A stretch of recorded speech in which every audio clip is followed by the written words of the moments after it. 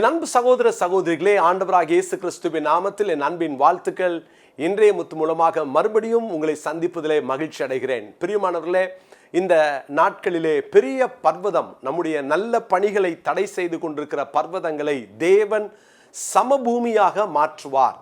உங்கள் வாழ்க்கையோடு கூட போராடி கொண்டிருக்கிற பர்வதங்களை குறித்து நீங்க கலங்காதீங்க.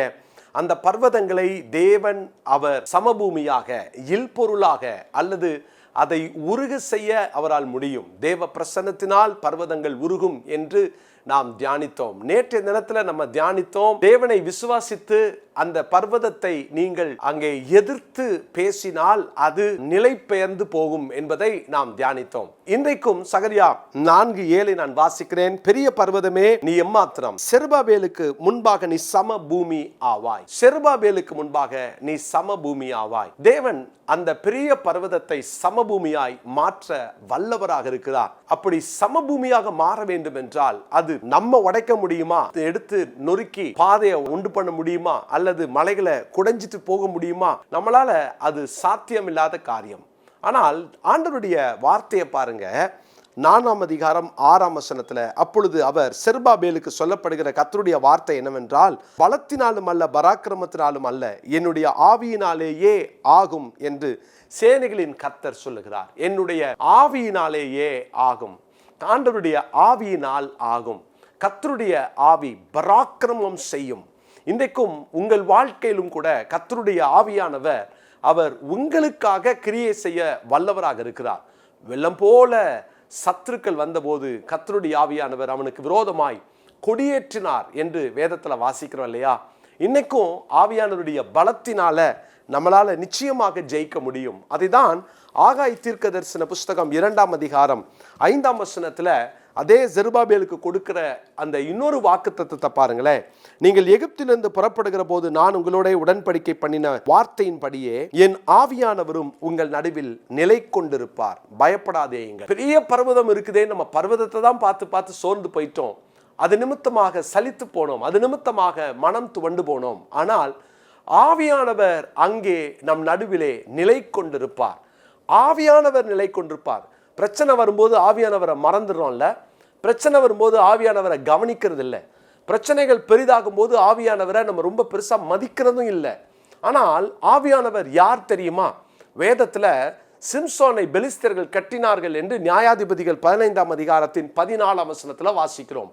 பெலிஸ்தர்கள் சிம்சோனை கட்டி இப்பொழுது அவனை சிறுமைப்படுத்த போறாங்க. ஆனால் வேதம் சொல்லுகிறது, கர்த்தருடைய ஆவி அவன் மேல் இறங்கினதினால் அவன் கையில் இருந்த கட்டுகள் எல்லாம் நெருப்புப்பட்ட நூல் போல ஆயிற்றான். நெருப்புப்பட்ட நூல் போல ஆயிற்று. இவன் அறுக்கல. ஆவியானவர் இறங்கும் பொழுது அந்த கட்டுகள் அது தானாக அது அருந்து போனது. இதுதான் ஆவியானவருடைய கிரியை. இதுதான் ஆவியானவருடைய சத்துவம், ஆவியானவருடைய பலம். இன்னைக்கும் ஆவியானவரை நம்புறீங்களா? நெருப்புப்பட்ட நூல் போல அதை மாற்ற அவரால் முடியும். ஆனால் ஒவ்வொரு சூழ்நிலையிலும் ஆவியானவரோடு நடக்க பழகுங்கள்.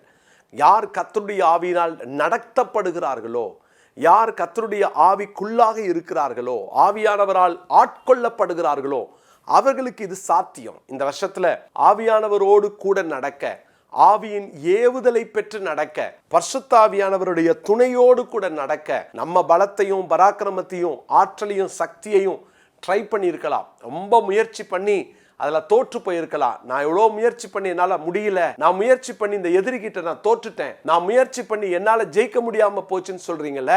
இன்னைக்கு ஆவியானவர்கிட்ட சரணடைஞ்சிருங்க. ஆவியானவரே, என்னால் முடியல, நீங்கள் வாங்க, எனக்கு நீங்கள் வாங்க, நான் ஜெயிக்கணும். ஆவியானவரே, எனக்கு முன்னால் இருக்கிற இந்த மலைகள் எல்லாம் அது குன்றுகளாக, அந்த குன்றுகள் எல்லாம் பதராக அல்லது சமபூமியாக மாறணும்னா நீங்க வேணும் ஆண்டவரே. ஆவியினுடைய பலன், ஆவியினுடைய அனுக்கிரகம், ஆவியினுடைய வல்லமை எனக்கு வேணும் அப்படின்னு கேளுங்க. இன்னைக்கு பரிசுத்த ஆவியானவர் உங்களை நிரப்புவார். ஆவியானவரோடு நடங்க. ஆவியானவரோடு நடப்பது என்பது ஆவியானவருக்கு செவி கொடுப்பது. சின்ன சின்ன விஷயத்திலையும் ஆவியானவர் சொல்லுவார். ஆவியானவர் உங்களை ஏவுவார். உடனே கீழ்ப்படிஞ்சிருங்க. ஆவியானவர் சொல்ல சொல்ல சொல்ல நீங்க உடனுக்கு உடன் கீழ்ப்படிஞ்சிட்டீங்கன்னா ஆவியானவர் உங்க வாழ்க்கையில அவர் கிரியை செய்வார். ஆவியானவர் உங்க வாழ்க்கையோடு கூட அவர் நடப்பதையும் உங்க கூட உலாவுவதையும் உங்க நடுவில் வாசம் பண்றதையும் பார்க்கலாம். நான் சொல்லி முடிக்கிறேன். ஆவியானவரை சார்ந்திருந்தான் சிம்சோன். அப்பொழுது அவனால் ஜெயிக்க முடிந்தது. எப்போ நான் உதறி போட்டு வெளியே போவேன்னு சொன்னானோ 16ஆம் அதிகாரத்தின் 20ஆம் வசனத்துல இப்பொழுது சிம்சோனை விட்டு கர்த்தர் போயிட்டார். ஏன்னா நான் பார்த்துக்குவேன் அப்படின்னு நினைச்சான் இல்லையா. அப்போ ஆவியானவரால் உதவி செய்ய முடியல. நீங்களும் ஆவியானவருடைய ஒத்தாசை, ஆவியானவரோடு கூட நடக்கிற அந்த நல்ல அனுபவத்தை எப்போ விட்டுறீங்களோ அப்போ பெரிய பெரிய பர்வதம் உங்க முன்னால உங்களை பயமுறுத்தும். கர்த்தருடைய பிள்ளைகளே, இன்றைக்கு ஆவியானவரோடு கூட நடக்க பழகுவோமா? பர்வதம் ஒன்றும் இல்லாமல் போகும். ஆண்டட்ட சொல்லுங்க, ஆவியானவரே எனக்குள்ள வாசம் பண்ணுறீங்க, எனக்குள்ள இருக்கிறீங்க, நான் ரொம்ப மனம் துவண்டு போகிறேன், இந்த பெரிய பர்வதத்தை பார்த்து நான் சோர்ந்து போயிடுறேன், எப்படி இதை கடக்க முடியும்னு சொல்கிறேன். அப்போ ஆவியானவர் யார் தெரியுமா? தேற்றரவாளன் இல்லையா? யோவான் 14:16 வாசிக்கிறோம்ல, சத்திய ஆவியாகி அந்த தேற்றரவாளன் நம்மளை நடத்துவார். அந்த ஆவியானவர் நம்மளை ரொம்ப அழகாக கொண்டு போவார், துணை நிற்பார், ஆச்சரியமான காரியங்களை செய்வார். இன்னைக்கு நம்ம கூட வர விரும்புகிறார். இன்னைக்கு விட்டு கொடுக்கலாமா? ஆவியானவரே எங்கள் நடுவில் நிலை கொண்டிருங்க. அவர் வந்துட்டார்னா ஒழுங்கின்மை ஒழுங்காகும். எல்லாவற்றையும் கர்த்தர் பார்த்து கொள்வார். அவரை பற்றி கொள்வோம். ஜோமல்லாமா. நல்ல தாப்பனே, ஆவியானவரை சார்ந்து வாழும் வாழ்க்கையை நாங்கள் பெற்றுக்கொள்ள எங்களை அர்ப்பணிக்கிறோம். ஆண்டவரே, எங்களால் முடியாது, எங்கள் பலத்தை வச்சு, எங்கள் பராக்கிரமத்தை வச்சு நாங்கள் செஞ்ச முயற்சியெல்லாம் தோத்துட்டோம்ப்பா.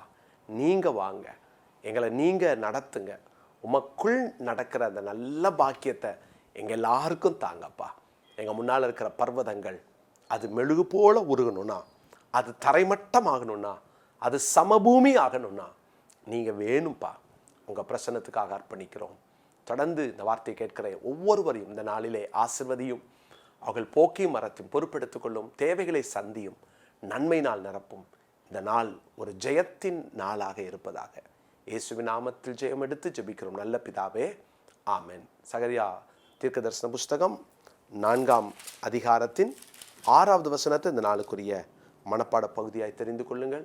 சகரியா 4:6. பிரியமானவர்களே, அது மாத்திரமல்ல, இன்னும் 1 இயரில் பைபிள் படித்து முடிக்கிற காரியம் போன வருஷம் நான் செய்ய முடியல, நடுவில் விட்டுட்டேன்னா இந்த வருஷம் திரும்ப ஜாயின் பண்ணுங்கள். உடனடியாக ஃபோன் பண்ணி நீங்கள் அந்த வாட்ஸ்அப் குரூப்பில் சேர்ந்துட்டிங்கன்னா நாங்கள் உங்களுக்கு ஒவ்வொரு நாளும் அதை படித்து முடிச்சோன்னே நீங்கள் போல் பண்ணுறதுக்கு ஒரு வசதி இருக்கிறது. உங்களை உற்சாகப்படுத்திக்கிட்டே இருப்போம். இந்த வருஷம் என்னுடைய பிள்ளைகளே, நான் இன்னொரு ஆசைப்படுறேன். எத்தனை பேர் இதுக்கு நீங்கள் சரின்னு சொல்கிறீங்களோ? காலையில் ஒரு தடவை சாயங்காலம் ஒரு தடவை படிக்கலாமா? இந்த வருஷம் 2 தடவை படிக்க பிளான் பண்ணுவோம். கர்த்தர் கிருபை தருவார். ஒரு தடவைக்கே ட்ரை பண்ணுறேன், முடியலையே பிரதர் அப்படின்றீங்களா? 2 முறை முயற்சி பண்ணுங்கள். கஷ்டன்றவங்க ஒரு தடவையாவது படிச்சிருங்க. நம்ம சேர்ந்து படிக்கலாம். ஆயுசு காலத்தில் நம்ம எப்படி ஒரு 100 தடவையாவது பைபிளை படித்து முடிக்க ஒரு தீர்மானம் எடுப்போம். கர்த்தர் உதவி செய்வார். இந்த மாதிரி ஆலய கட்டுமான பணிகளுக்காக ஜெபம் பண்ணிக்கோங்க. கர்நாடகாலையும் வட இந்தியாவில் ஒரிசாவிலையும் 2 சர்ச்சஸ் கட்டி முடிக்க வேண்டிய கட்டாயத்தில் இருக்கிறோம். நீங்கள் ஏவப்பட்டால் அதற்கு கொடுத்து உதவலாம். விங்ஸ் ஆஃப் விக்டரிக்கு கூட மாதம் 1000 ரூபாய் கொடுக்குறவர்கள் எனக்கு தேவை. கிட்டத்தட்ட எங்களுக்கு 500 பேர் தேவை. மாதம் 1000 ரூபாய் கொடுக்குறவங்க. நீங்கள் கொடுக்குறீங்க அப்படின்னா உங்களுக்கு தெரிஞ்ச ஒரு 2-3 பேரை இன்ட்ரடியூஸ் பண்ணுங்கள். நம்ம இணைந்து அவருடைய ராஜ்யத்தை கட்டுவோம். இது ஜான் ஜோசப் கல்ல, தேவநாம மகிமைக்காக. God bless you. மீண்டும் நாளைக்கு சந்திக்கிறேன்.